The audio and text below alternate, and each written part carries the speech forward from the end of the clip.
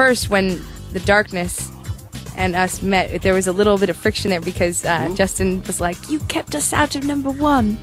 But then we become really good friends. We went on the Big Day Out tour in Australia, and we had Justin on stage. It was cool. Released on June the 24th, 2003, Elephunk was an instant critical and commercial hit. Where Is the Love, which had appeared a month earlier, gave a taste of what was to come and became a feel-good anthem for the summer of that year. The group had begun working on the album a year earlier, and the basic tracks for Where Is the Love were recorded in January 2002, with Justin Timberlake adding his vocal parts in July. More material was recorded in the Californian coastal resort of Bodega Bay. Fate decreed, however, that the band would return to Los Angeles on September the 11th. In the fallout from the attacks on the Twin Towers on that day, they decided to abandon what they'd already recorded and begin again. Will said that Timberlake's contribution made the track a tearjerker. In fact, both men had been going through a rough time emotionally, and Justin's complicated love life had been the source of much speculation in the press.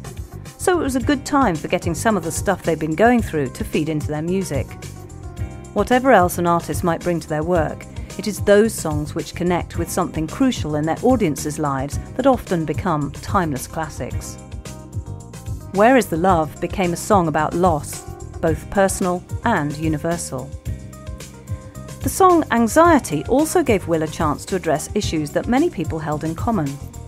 Though inevitably speaking from the perspective of a stage performer, with all the fear that goes with appearing before thousands of people night after night, he also recognised that in the wake of 9/11, many people were anxious about the future. In 2001, Justin had contributed to an all-star cover version of Marvin Gaye's seminal call for tolerance and understanding, What's Going On. Where Is the Love was seen to fit with the social and political concerns that Marvin had addressed 30 years earlier with his classic recordings for the revitalised Tamla Motown label. Along with Stevie Wonder and The Temptations, his songs have been moving away from the 3-minute pop symphonies about the perils of love and relationship, and had addressed broader concerns. In many respects, 30 years later, very little had changed. For the video for Where Is the Love, the group made a conscious decision not to make the mistake of using it as a propaganda for their own beliefs. This was a trap that the band Dixie Chicks had fallen into when their singer Natalie Maines announced at a gig in London that they were embarrassed to come from Texas, the same state that had given the world George W. Bush. The result was that their album sales went into a steep decline. It seems that even if audiences hold views similar to those of artists they admire, they don't necessarily want political messages rammed down their throats.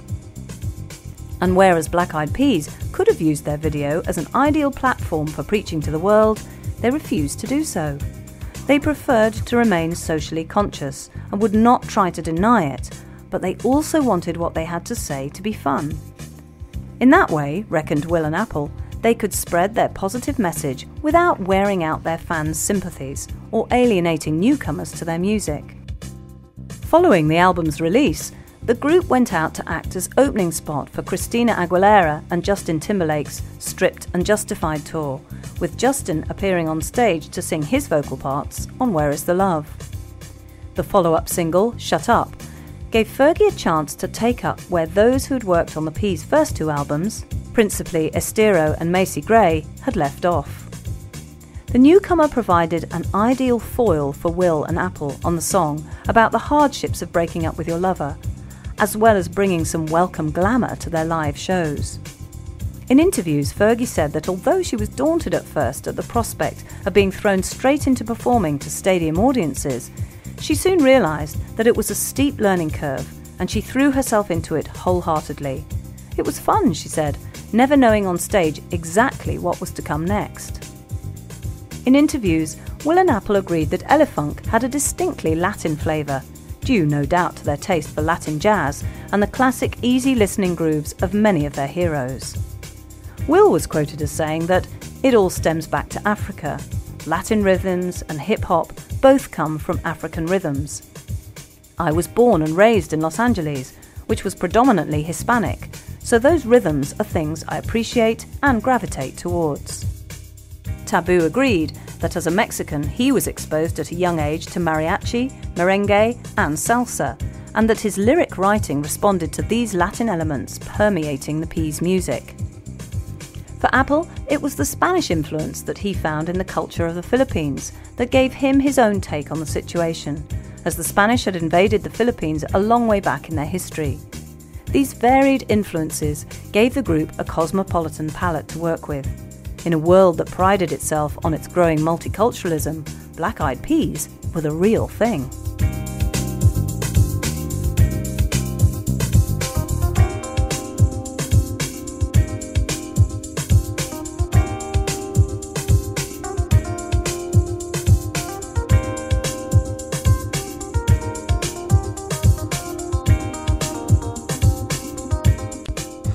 I like both. You know, intimate shows. You know, you're more personal with the audience. You know, and just like I said, with the large amount of people, it's extra special. You know, so you gotta come up with a little something special for it. 2003 was rapidly becoming the Black Eyed Peas' defining year. Having cracked the albums chart with Elephunk, and given the world a feel-good anthem to lament the state of the world and express their fears about the future, it was not long before the awards ceremony machine geared into action. With Shut Up also riding high in the charts, and relationships back on the collective agenda, the group set about taking their music around the world, somehow finding time along the way to begin putting together a new set of material. They were on a roll, and nothing short of collective tragedy was going to stop them now. If they had had any doubts about Fergie, these were soon dispelled.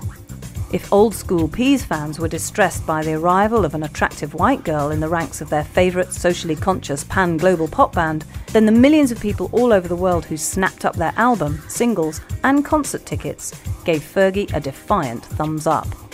She was a big sister figure for the younger female fans, feminine but sassy and not prepared to be anybody's fool.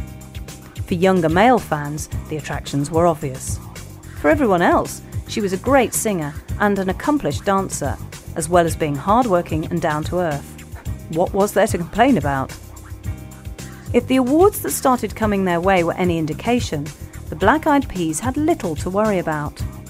Awards are a useful way for the industry to give itself a slap on the back and congratulate itself for its hard work and its value to society, while at the same time stimulating even more sales. It also serves as a barometer for a group's success. The more awards ceremonies you do, the more respect you gain. Elephunk was the group's first major taste of this kind of acclaim.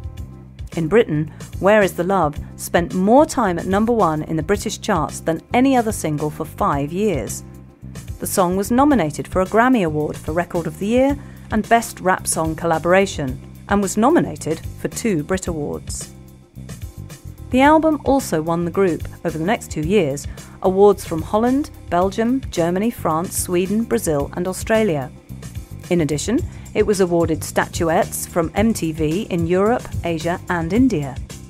2 years after its release, in 2005, Let's Get It Started would win a Grammy for Best Rap Performance by a Duo or Group, as well as being nominated for Record of the Year and Best Rap Song.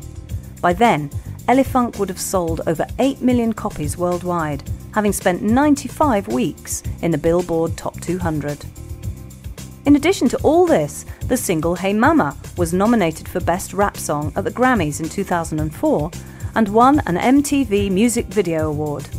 Not a bad 2 years, all in all. In March 2004, Black Eyed Peas and NERD, 2 of the most progressive bands in hip-hop, teamed up for 22 live dates that kicked off in Atlanta on March the 15th and ran through until April the 18th. They then set off for Japan and Europe.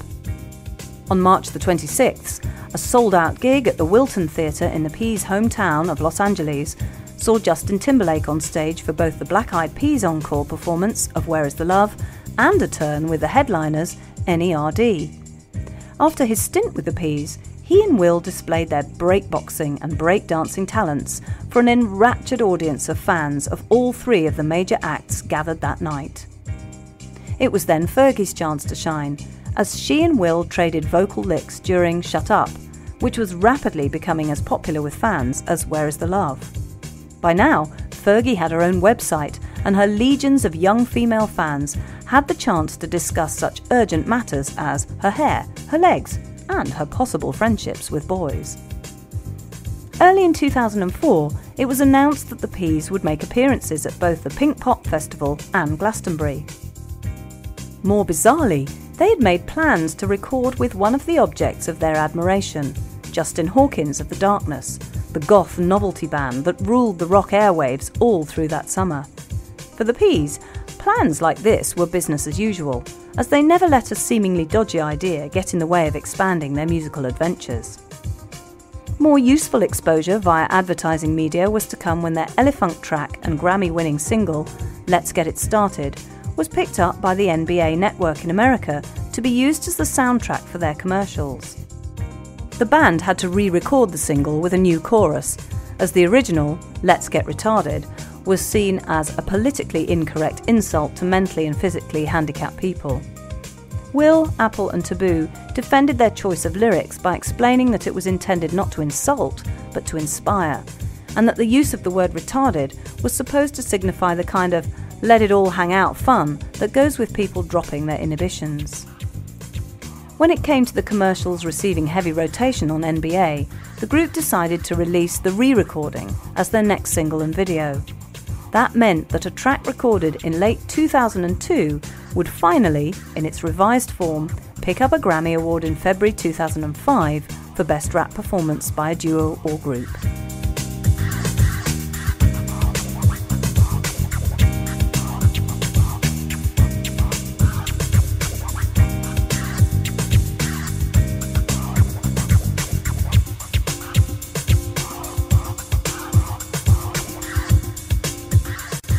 Oh, yeah.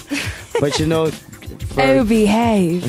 Fergie's great. She got a great voice. She's nice. You know, girls could relate to a new personality in the band and how a girl could survive in a 3 male, female eating guys. You know what I'm saying? Yeah, I think they probably behave worse now that I'm here. I think I encouraged the bad behavior.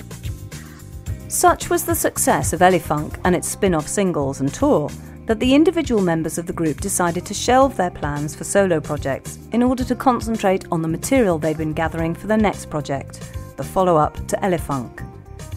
They would have to do most of the writing and recording on the road, as they were still out there taking their music all over the world. There was barely a moment to rest. Meanwhile, late in 2004, the group expanded its base of operations even further when it contributed 9 songs to a computer game that was the latest instalment in the classic Sims series. Fans of the game would have been familiar with the fact that its characters, the Sims, or the simulated people of the series title, speak in a language that is essentially meaningless. It is through their physical gestures and vocal intonations that the characters communicate with the player. And although other groups had allowed their material to be remixed or previewed by the Sims series, this would be the first time that a top mainstream act had gone to the specific trouble of recording nonsense vocals for songs that had yet to be released. The 9 songs would be included, with intelligible vocals, on the Peas' 4th album, Monkey Business, but this gave their fans the chance to hear the music in advance of the album's release. It was a major coup for Electronic Arts, the Sims parent company, and an ideal opportunity for the Peas to be exposed to yet another market.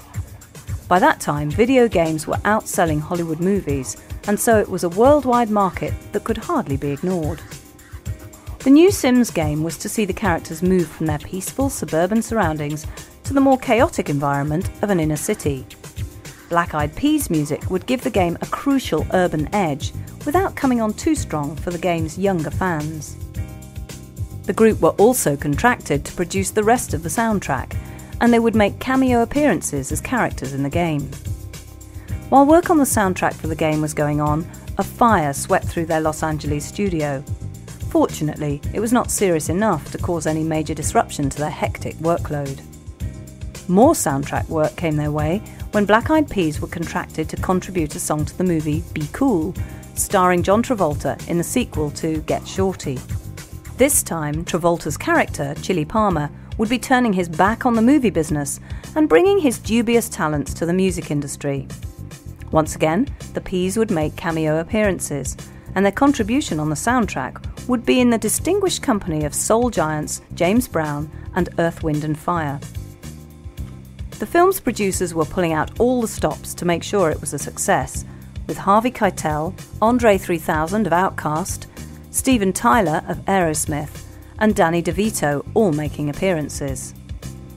Their work for the movie would be the latest in a string of such projects undertaken earlier in the year, including Will and Fergie's input to the music for 50 First Dates, released in February, and a contribution by the whole group for Dirty Dancing, Havana Nights. By the end of the year, a DVD called Behind the Bridge to Elephunk was in the shops, and the singles Hey Mama and Where Is the Love had achieved gold status in America, while Elephunk had been certified twice platinum. So it was with much pressure being applied to keep up their assault on the defences of the planet pop that in March 2005 the Peas started inviting friends and colleagues in the music business to contribute to their next album. This would be a star-studded affair, and no expense was to be spared to make sure that it capitalised on the runaway success of its illustrious predecessor.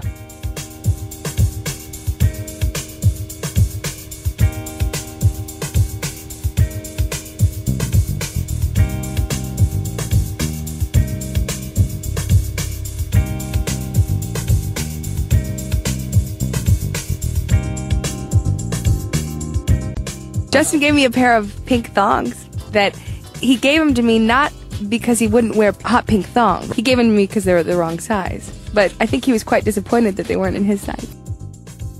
Having to juggle so many balls in the air at once must have seemed sometimes like an impossible task.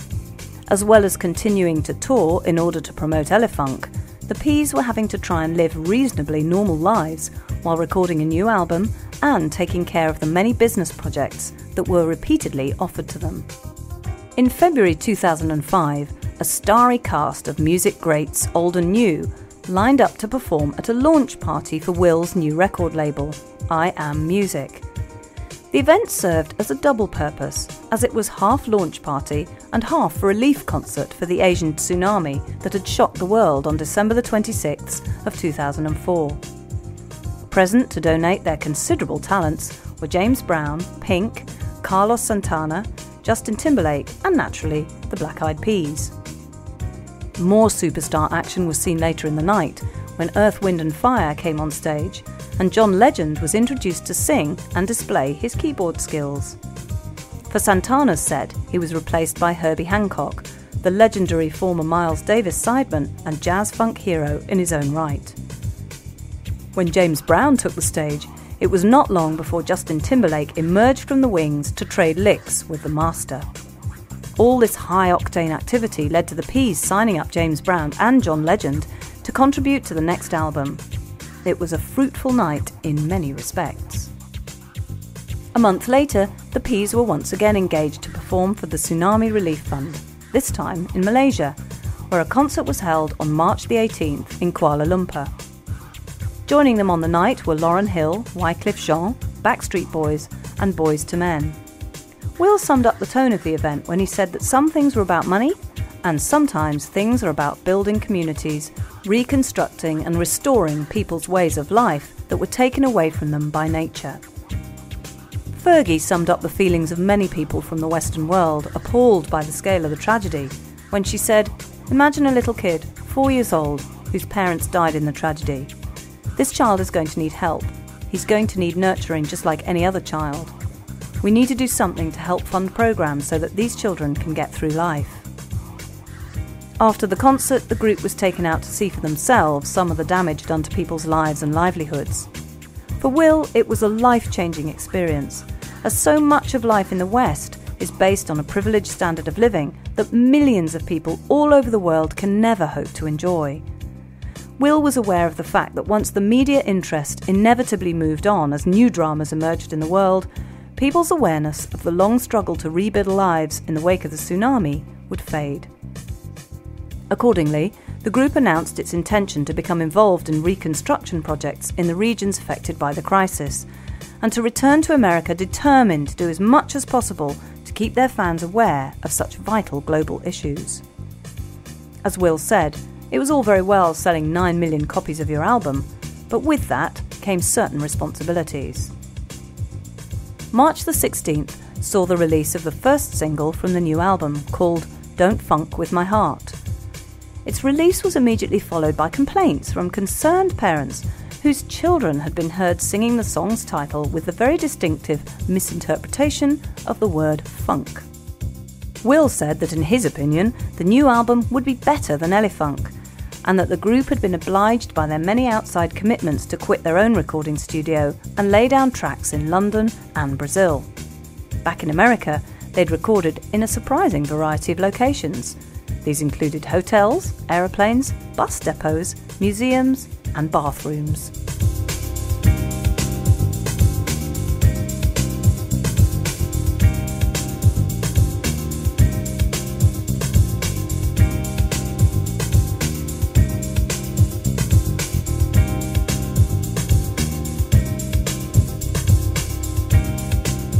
You know, Black Eyed Peas, we like to get the crowd into it, you know. We like crowd participations, you know, and you know, it just feels like it makes you want to bring out energies you never had before, you know. The Black Eyed Peas' fourth album, Monkey Business, was released on June the 7th, 2005, to a world waiting with trepidation to see if it could match the musical and commercial success of Elephunk. With their collaborations with James Brown, John Legend, Justin Timberlake, Jack Johnson, and most bizarrely of all, Sting, it seemed that they were on track to cover the widest possible variety of musical bases. It remained to be seen if they were spreading themselves and their inspiration too thin. Reviews were cautious, but on the whole complimentary, though not all of them agreed with Will that Monkey Business was a better record than Elephunk. The group's decision to sample surf legend Dick Dale's classic Mizzaloo, which came to prominence via the soundtrack for Quentin Tarantino's movie Pulp Fiction in 1994, was seen by one reviewer to be a curiously low-key and not entirely successful way to start the album. The review went on to admit that as pop music, Monkey Business was breezy and largely enjoyable, but suggested that if they weren't careful, the group was going to find the goodwill generated by Elephunk beginning to evaporate, as the album was essentially a lightweight piece of pop fluff, and not the meaningful artistic statement that the group's press release had hinted at. In the weeks following its release, the album was repeatedly kept from the number one spot in America by the new album from Coldplay, excitedly entitled X and Y. The group embarked on a lengthy summer tour starting on June the 11th and running through to August the 13th, appearing with the Dave Matthews Band in San Francisco. 9 days after completing their own dates, the Peas were booked to open for the Rolling Stones' first 2 dates of the Tour of America on August the 21st and 23rd at the Fenway Park Stadium in Boston. This would continue the Stones' habit of using top new acts to complement their own brand of Zimmer rock. Taking over from the Peas on subsequent dates would be Pearl Jam and Maroon 5. In July 2005, the Peas announced that they would be releasing 2 new singles simultaneously. The first would be called Don't Lie, and the second, Like That. It seemed that the idea behind the twin release was to aim a single at 2 different markets, represented by their fan base. Will said that Don't Lie was a feel-good summer tune about relationships, and Like That was intended to feature a more traditional hip-hop style and to appeal more to their original fans. Never one to kick back and relax when he could be furthering his career as a workaholic, Will threw himself next into working with Sergio Mendes on his new album, which would also feature Stevie Wonder. In fact, 2005 was not supposed to be the year in which the Peas would release a new album, as they'd intended to reserve it for solo projects. No doubt they had been persuaded that such vanity projects were less important than the corporate bandwagon, which was rolling inexorably on in the wake of their huge success of the last 2 years. Fergie, Apple and Taboo had all planned their own releases, while Will was hard at work preparing a Macy Gray album for release on his own label. With all this going on, it was a wonder any of them found time to sleep. Will thought that it was important to always be open to new challenges, and when you're as hot as Black Eyed Peas, those challenges come thick and fast. The music business in 2005 was an industry where the landscape was constantly changing as new acts made their mark and old ones might struggle to stay in the public eye. Consequently, if you were doing well, everyone wanted to associate themselves with you while it lasted. There would be plenty of time for those low-key solo projects once the heat had died down. The question for Black Eyed Peas was, when, if at all, would that begin to happen?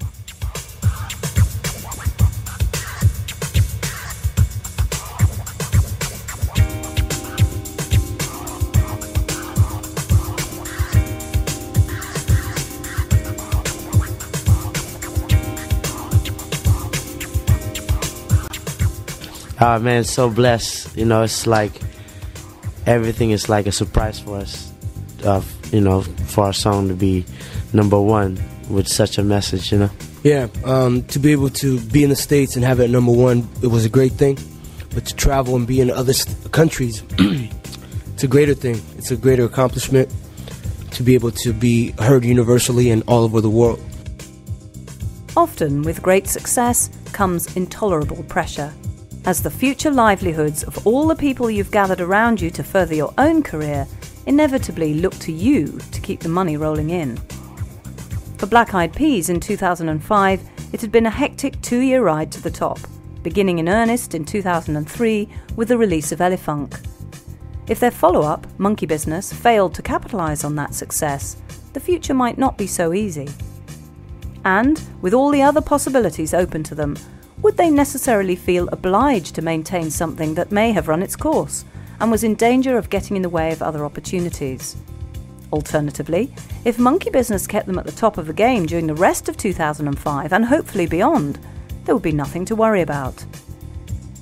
Already, however, reports in the press hinted at Hollywood beckoning the members of the group, as it had done with so many others before them, including Beyoncé, Andre 3000 of Outkast, and a whole raft of hip-hoppers before them, including Puff Daddy, Ice Cube and Mos Def. Yet there was no reason why two careers couldn't run side by side, as well as all the other commitments already up and running. Will had his record label and fashion business to oversee, and doubtless Apple, Taboo and Fergie would be approached with tempting deals of one kind or another in due course. Where all this would leave the Black Eyed Peas was open to conjecture. But one thing was for sure. The group had made it possible for hip-hop to be used as a positive force in a confused and frightened world. If they had inspired others to form their own groups and do as they had done, there would always be others to build on their example. Whatever happened in the future, it was a good legacy to leave.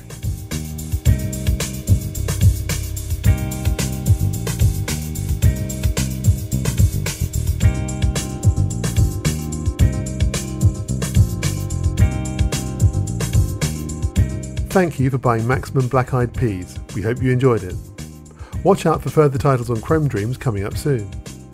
If you did enjoy it or have any comments or suggestions, write to us at Chrome Dreams, PO Box 230, New Malden, Surrey, UK, KT36YY, or email on mail@chromedreams.co.uk. Details of our full catalogue are listed on our website at www.chromedreams.co.uk. Thanks again for listening, and goodbye for now.